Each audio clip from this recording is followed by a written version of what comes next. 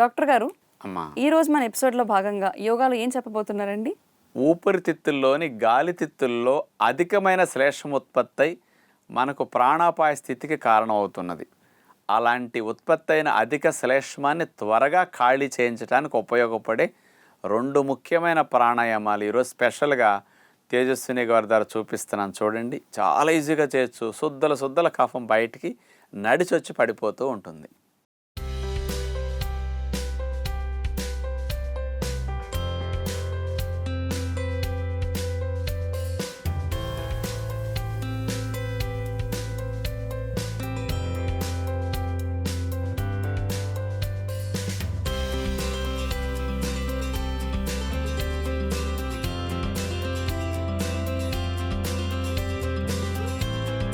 భస్త్రికా ప్రాణాయామాన్ని 3 రకాలుగా చూడబోతున్నాం. ముందుగా మనం వజ్రాసనంలో అలా కూర్చుని నడుము లైన్గా పెట్టి చేతుల్ని అలా పెడతాం.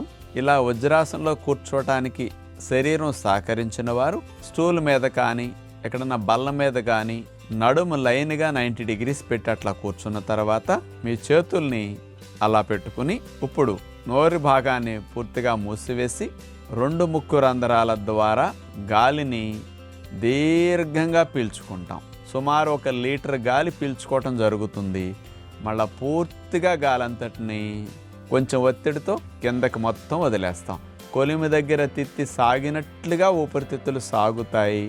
ఆ తిత్తి నొక్కినప్పుడు లోపల గాలి బయటకు వచ్చినట్లుగా మనలో ప్రాణవాయువు అట్లా బయటకు వచ్చేస్తూ ఉంటుందన్నమాట. ఇట్లా భస్త్రికా ప్రాణాయామాన్ని ఈ రకంగా 10 సార్లు 15 సార్లు 20 సార్లు మనం చేసుకోవచ్చు అన్నమాట. మరో రకమైన భస్త్రికా ప్రాణాయామాన్ని కూడా 2వ రకంగా ఇక్కడ చూపించుకోబోతున్నాం. వజ్రాసనంలో కూర్చుని కానీ లేదా కుర్చీ మీద కానీ స్టూల్ మీద కానీ నడుము లైన్గా పెట్టి కూర్చున్న తర్వాత చేతులు అట్లా గుప్పెళ్ళను మూసేసి గాలిని పీల్చుకుంటూ పైకి వెళ్తారు.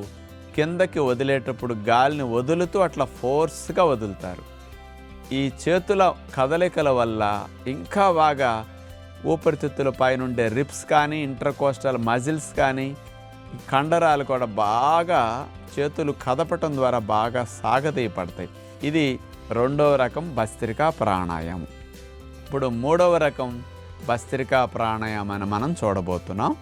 మనం అలా నడుము లైన్గా పెట్టి కూర్చున్న తర్వాత ఈ చేతుల్ని తీసి 2 భుజాల మీద అట్లా వేసి చేతి వేళ్లతో ఆ భుజాల భాగాన్ని అట్లా మనం పట్టుకున్న తర్వాత 2 మోక చేతుల దగ్గర నుంచి స్ట్రైట్గా మోక చేతులు అట్లా చేతుల భాగాన్ని పైకి లేచేటట్లు కదుపుతాం. పైకి వెళ్ళేటప్పుడు గాలిని దీర్ఘంగా గట్టిగా పీల్చుకుంటాం. చేతుల్ని కిందకు వదలటం మొదలుపెట్టినప్పుడు గాలిని వదులుతూ గట్టిగా అలా దింపేస్తాం. పైకి వెళ్ళేటప్పుడు గాలి దీర్ఘంగా తీసుకోవటం, కిందకు వచ్చేటప్పుడు గాలిని దీర్ఘంగా వదిలేసేయటం.